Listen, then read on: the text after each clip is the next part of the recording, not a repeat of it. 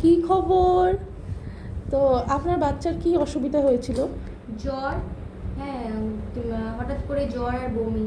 তো বালিঘাটে থেকে দেখিয়েছিলাম, কমছিল না। 3 ঘন্টা পর পর জ্বর আসছিল, প্যারাসিটামল দিচ্ছিলাম। তারপরে কোনো কথা না ভেবে একদম মালদাতে নিয়ে আসি, নরওয়ে নার্সিংহোমে নিয়ে আসি। তখন ম্যাডাম অর্পিতা ঘোষ, তো ওনার সাথে আমার হয়। তো যাই হোক, তো ম্যাডামের আন্ডারেই ছিল।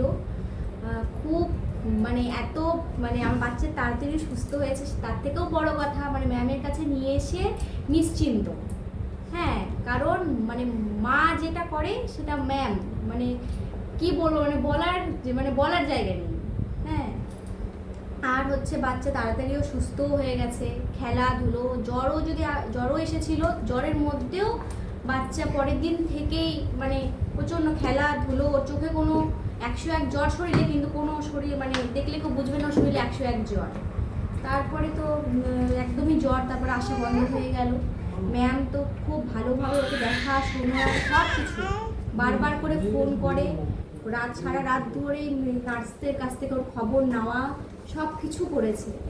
হ্যাঁ, খুবই ভালো। আর কিভাবে বললে যেটা হবে বলার কিছু না। আমার কাছে তো ভগবান, আর কিছু না।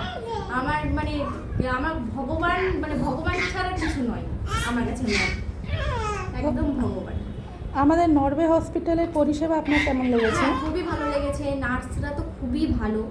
হ্যাঁ, আমার ছেলে তো একদম নার্স দিদিদেরকে দেখে একদম ওরাও খুব ওকে আদর করছে। খুবই ভালো, ওরাও খুবই ভালো। ওরাও বারবার এসেছে রাত্রে করে, কারণ ওর এত জ্বর আসছিল যে ওরাও 1 ঘন্টা পর পর ম্যাম যেরকম বলেছে ওরাও সেরকমভাবে এসেছে। 1 ঘন্টা পর পর এসে ওকে চেক করা, বারবার করে ওকে হাসানো, ওকে ঘুরতে নিয়ে যাওয়া, চল ঘুরতে নিয়ে যাব। খুব খুব ভালোভাবে করেছে, খুবই ভালো। ঠিক আছে, ভালো থাকবেন। হ্যাঁ।